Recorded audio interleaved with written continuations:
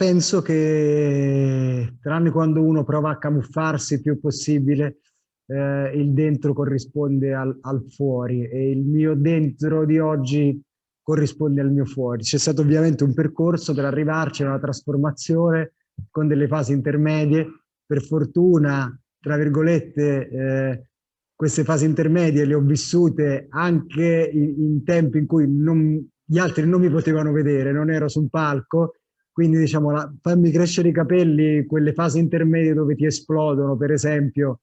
in cui ti vedi brutto, le ho vissute dietro porte chiuse, però chissà, probabilmente anche la traiettoria disegnata arrivava fino a qua, cioè a potersi ripresentare diciamo con un vestito rinnovato perché il dentro era rinnovato. Non lo so se è neorealista, diciamo che è molto spontaneo, mi sento molto più spontaneo rispetto al passato, mi sento molto più io. Che vada bene o vada male, però sicuramente mi riflette molto di più. Se prendessimo solamente la parte musicale è di un pezzo allegro, è di un pezzo carico, mentre invece il testo ha anche dei punti agrodolci, cioè dei punti di ammissione che non sempre le cose vanno bene, dette anche con un sorriso a mezza bocca, ma anche dei punti di accettazione, dei punti di sorriso, cioè il testo, diciamo, mi piace sempre giocare un pochino sui contrasti. Nel testo ci sono delle cose difficili, raccontate però con leggerezza anche, e anche delle cose facili, raccontate con senso. Quindi diciamo le due cose viaggiano su due binari paralleli. E a livello energetico la balla dell'energia è alta nel brano ed era quando mi sono seduto a scriverlo era quello che sentivo, cioè non ho fatto nessun giro attorno, non c'è stata nessuna preparazione sull'argomento, ho aperto il diario in quel momento e ho scritto e mi sentivo così e mi sentivo molto carico in un momento in cui non potevo tra l'altro dimostrarlo a nessuno e di certe cose te ne puoi lamentare, te ne puoi vantare. Volevo trovare un'altra strada ancora, che era quella effettivamente della leggerezza e anche dell'autoaccettazione, che è una delle cose più difficili. Diciamo, facciamo tanto per essere accettati dagli altri, per stare nelle società, per stare nei gruppi, per fare parte, diciamo, delle cose e quelli di cui poi ci curiamo di meno di accettarci siamo noi davanti allo specchio. L'idea dell'artista lontano da tutto e lontano da tutti regge fino a un certo punto della carriera, ma dopo c'è una fase, c'è anche una fase in cui si sottovaluta, tra virgolette, il pubblico, invece c'è un'altra fase in cui ci si può pensare senza essere assillate dai numeri, ma si deve pensare a chi sto parlando, si deve pensare a quanto si potranno rivedere magari in quello che sentono. Poi è molto personale, deve essere la formula con cui racconti le cose, ma non devono essere per forza sempre del tutto personali. Non posso raccontare di esperienze che le persone che ascoltano non vivono mai, perché veramente credo un sacco nella musica come dialogo e quindi dall'altro capo ci deve essere qualcuno che riceve e che mi risponde. Se io lancio un messaggio che l'altra persona deve subire passivamente, io non ho fatto bene quello per cui vivo, perché la musica è la mia ragione di vita.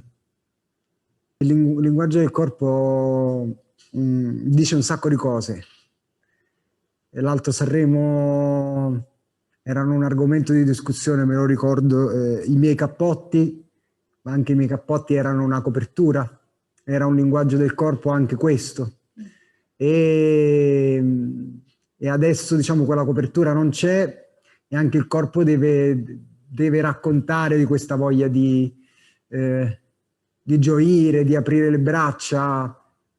forse per una questione di abitudine e di ammirazione, cioè, ho sempre avuto una grande ammirazione verso diciamo, gli artisti un pochettino più a tutto tondo, che non fossero solamente dei cantanti, ma che vedessero effettivamente il concerto, l'esibizione come una performance. li ho sempre ammirati, per quello prima citavo Dalla, ho citato tantissime volte Ranieri, avere un po' di senso dello spettacolo, diciamo, perché quello è un momento magico, quello sul palco, va onorato anche attraverso la performance, quindi io cercherò, diciamo, anche con tutto il corpo di dire quello che sta dicendo la bocca. Correndo. Correre, diciamo, in solitudine e a lungo mi ha portato a volte, diciamo, a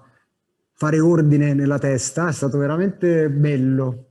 E mi ricordo di aver chiamato Ciro De Ieri per caso dicendogli: ho appena finito di correre, sto per salire sopra, ho avuto un'idea. E se facessimo un medley con questa e quest'altra canzone, senza sapere in realtà neanche,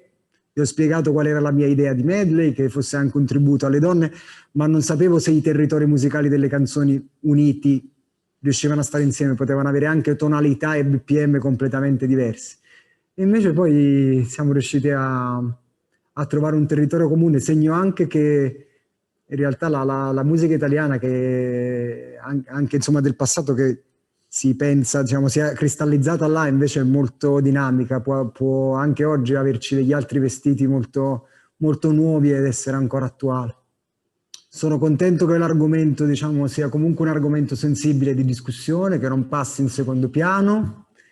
Mi auguro di arrivare per tutti velocemente a che questo non sia, l'inclusione non sia più un argomento di discussione, non venga messo in discussione, ma ci sia in automatico.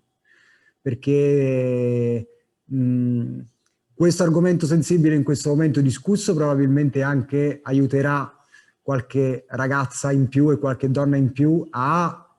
prendere il coraggio di far sentire la propria voce. Non vorrei mai che passasse che perché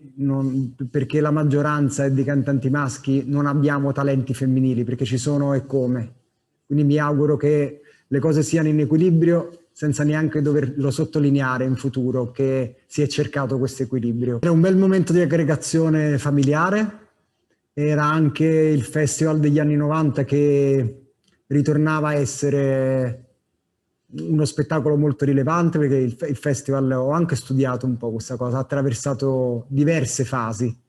di crescita e anche fasi un pochino più in giù. Il festival degli anni 90 ritornava a essere, non era più in playback, ritornava a essere quello che conosciamo oggi. E quindi era un momento di aggregazione sul divano, perché i miei genitori effettivamente hanno sempre ascoltato musica italiana, è stato sempre bello e divertente. Io sinceramente quello a cui sono più affezionato, qua ritorniamo alla performance, è le performance della Terra dei Cachi degli Elio e le Storie Tese, compresa quella velocizzata, perché si facevano quella che oggi è la serata dei duetti, invece si eseguiva un pezzetto della canzone e loro l'avevano riassunta in un minuto. Mi sembravano degli alieni,